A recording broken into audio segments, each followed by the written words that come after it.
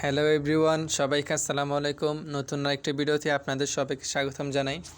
আজকে আমরা জানবো যে প্রাইভেট লিমিটেড কোম্পানি থেকে কিভাবে একটি পাবলিক লিমিটেড কোম্পানিতে রূপান্তর করা যায় সেই বিষয় সম্পর্কে আজকে জানবো। সো চ্যানেলটি সাবস্ক্রাইব করুন এবং ভিডিওটির মধ্যে একটি লাইক করুন নতুন ভিডিও পেতে। আমরা এখন জানবো যে একটি প্রাইভেট কোম্পানিকে কীভাবে পাবলিকে রূপান্তর করা যায়। প্রাথমিক যে শর্তসমূহ সেগুলোতে এক নম্বর যেটি রয়েছে সেটি হচ্ছে কোম্পানির ধরন। যে কোম্পানির যে ধরনটি রয়েছে সেটিকে চেঞ্জ করতে হবে। এরপর প্রাইভেট লিমিটেড থেকে পাবলিক লিমিটেডে রূপান্তর করতে হবে। এরপর 2 নম্বর শেয়ার হোল্ডার সংখ্যা পাবলিক লিমিটেড এর জন্য কমপক্ষে 7 জন রাখতে হবে শেয়ার হোল্ডার। এরপর পরিচালক সংখ্যা কমপক্ষে 3 জন রাখতে হবে। যে কোম্পানিটা রয়েছে সেটিকে পরিচালনা করার জন্য 3 জন পরিচালক রাখতে হবে। যে মেইন প্রধান যে ধাপসমূহ সেখান থেকে 1 নাম্বার বোর্ড মিটিং এবং শেয়ার হোল্ডারদের অনুমোদন।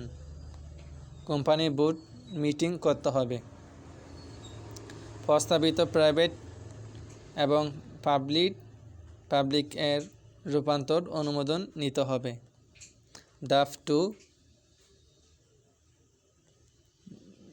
যে আপনাদের যে অ্যাসোসিয়েশন রয়েছে সেটিকে চেঞ্জ করতে হবে, MOA সেটি চেঞ্জ করতে হবে।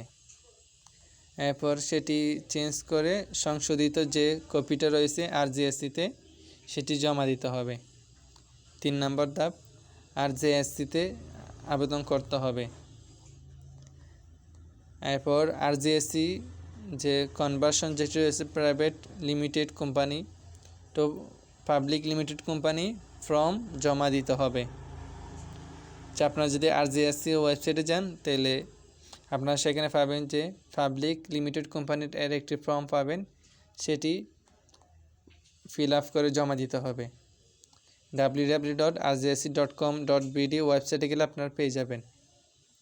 এরপর যে সাথে যে প্রয়োজনীয় ডকুমেন্টস যেগুলো সাবমিট করতে হবে, 1 নম্বর বোর্ড মিটিং EGM এর রেজুলেশন কপি,